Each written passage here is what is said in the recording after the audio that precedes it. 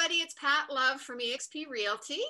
I'm here today with Shula Klinger. She's started a new business called Doughnation.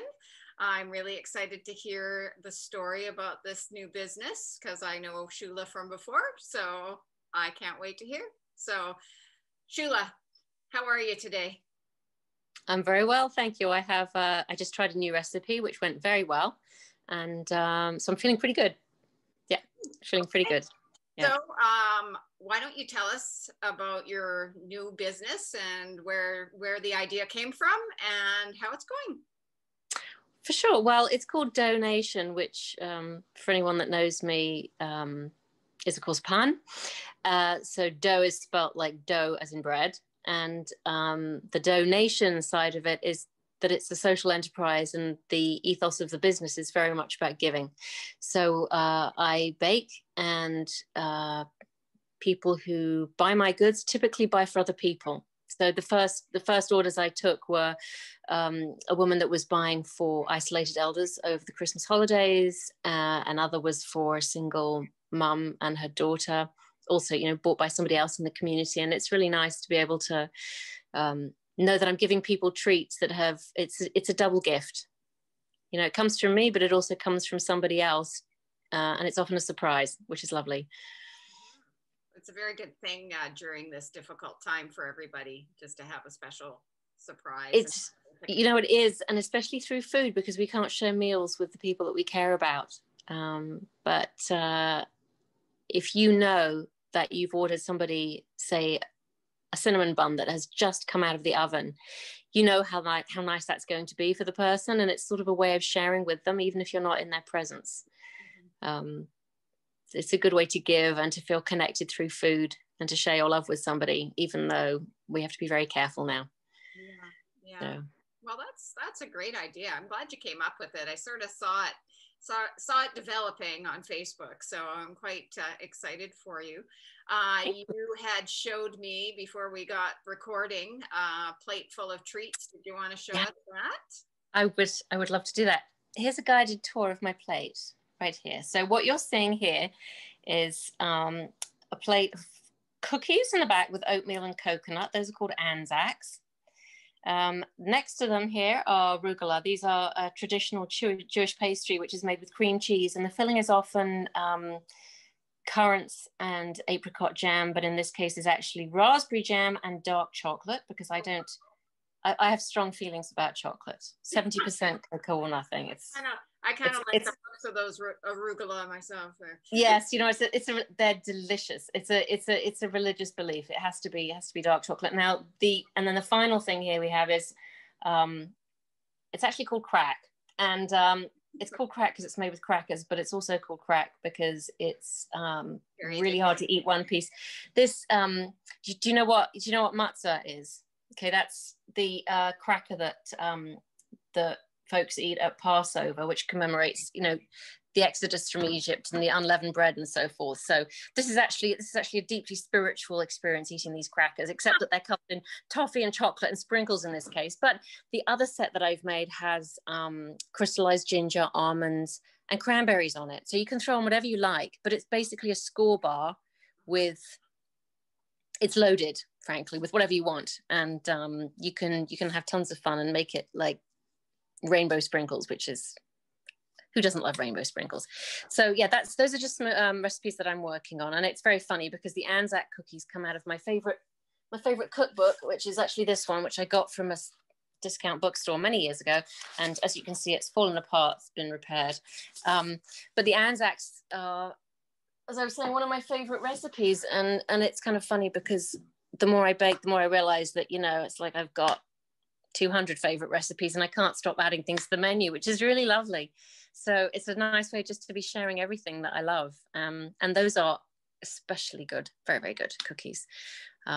They are crunchy, but not really brittle.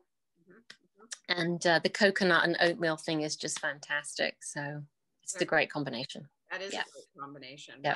Well, now you got me hungry and I can't even touch it. So can I tell you about the chocolate cake then? No, never mind. Yeah, okay. Okay. Well, my favorite favorite chocolate cake, bar none, actually, my favorite chocolate cake of all time, is gluten-free, and I make it with quinoa. And I'd show it to you, but we ate it all. So sorry about that. I delivered 2 last week though, and it's very dense, very heavy.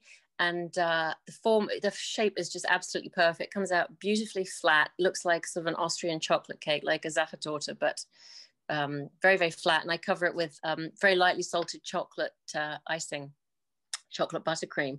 And it's very indulgent, but it also has no gluten. So you can tell yourself that it's actually a superfood, you know, while you're nomming on this incredibly dense, delicious cake. Yeah. So. Sounds perfect. Okay, so if one wants to either buy a treat for someone else or buy a treat for themselves to make themselves feel better, I've been replacing social connections by having a social connection with chocolate right now, which is not good for the waistline. And my best friend.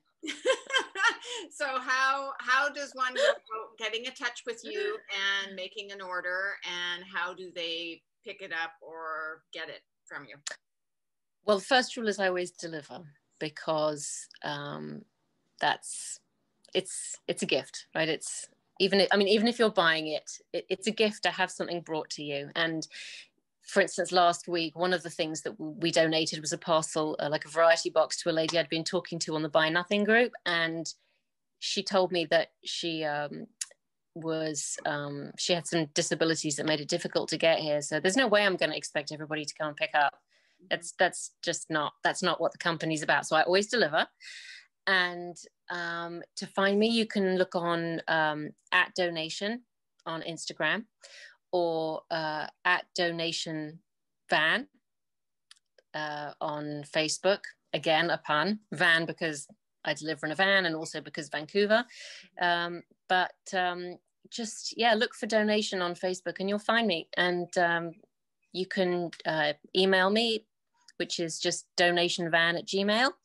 Or if you look on my Facebook or Instagram feed, you'll find other ways to reach me as well. And it's just lovely hearing from people. I'm really getting to know my community, and there's a big heart here, and it's really lovely. So any connection, bring it. I think that's the wonderful thing that this horrible pandemic has brought, is people are finding out that we really do have good hearts, and people, I think we always had, but the challenge, we weren't being challenged with it. So the options were just not coming up. And I'm so pleased, like you said, the Buy Nothing group, great connections being made there. Everywhere. And I'm just loving getting to connect with all these new business ideas and what people are doing for helping. Yes. And business models are changing. I mean, I always dreamed of running a bakery, but the pandemic's turned everything on its head. So I can provide the service, I can provide the food, but we can keep it safe, because, our household is very, very well controlled. We have asthma in our house, so we don't see people. We have a very, very well controlled environment, and people don't see me. I don't see most of the people that I deliver to. I haven't met most of them, except that the nice part is yesterday I delivered to somebody, and she sent me a photo of her children eating the cookies. So I hadn't actually met them in person, but I got to see a picture online, and that was really delightful, because you see the good that you're doing, and people are going that extra mile now to say thank you for the service that you've provided, thank you for the job that you're doing. And people are definitely taking more care with their manners and with their appreciation for their community. And I feel it every day. It's lovely. It's been what is it people say? Necessity is the mother of invention. We've all had to become really inventive with the way we run our businesses during the pandemic. But I think in a way we all feel more alive for it, as hard as it is. And I definitely have a new appreciation of my of this, this corner of the world since then. So I'm very grateful, And can I bake you something, actually? Let me bring you something. Well, maybe we'll talk about that after we've finished recording. Of course, the answer. You look hungry. You look really hungry. I should let me just wrap you up a box. Yeah, I do. One thing I would like to mention is that I do variety boxes, and that's like a, you know, a tea party on your doorstep. I did that for a family that was on their way back from skiing the other day, and the mum swung by, and I hucked a box of goodies in her truck, and she drove them home for her boys, and you know, it was just a bit of this and a bit of that, and yeah, it's a nice pick me up. Yeah, no, it's on a cool day. Wonderful. So you did tell me a couple of neat things about people's comments, what they're making, the comments they're making about you. Yeah, I had well, I'll start with the funny ones first. One person said she'd licked her phone when she saw my photos on Instagram.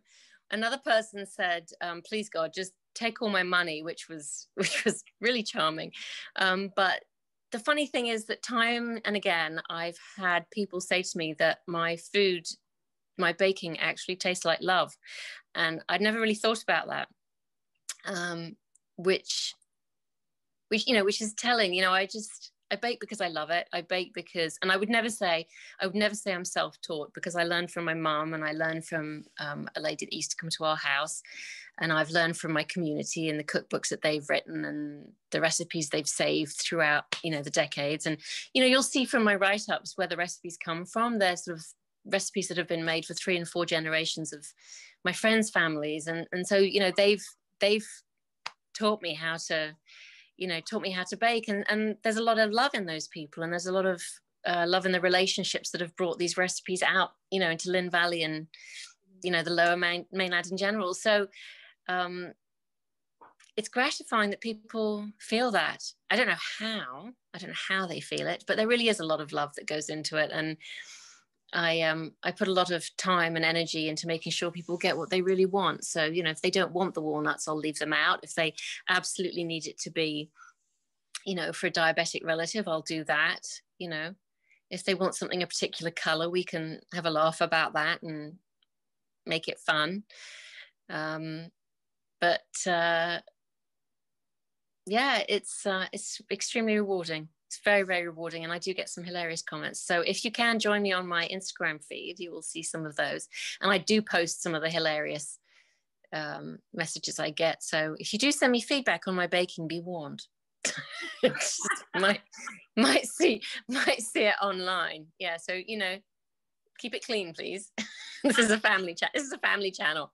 Family channel, definitely. Yeah. Okay. Well, Shula, I appreciate you taking time away from your oven. And thank you. Treats. We're very close. I'm looking forward to what I'm going to order. So the doctor is in. Let me think. Yes, yeah, I'll be happy to bake for you. Oh, that's lovely. Okay, well, thank you very much. And everyone, this is Shula Klinger, Doughnation. I will, at the end of this video, final slide, I will put her tags for Instagram and Facebook, and her Gmail account as well. So thank you very much.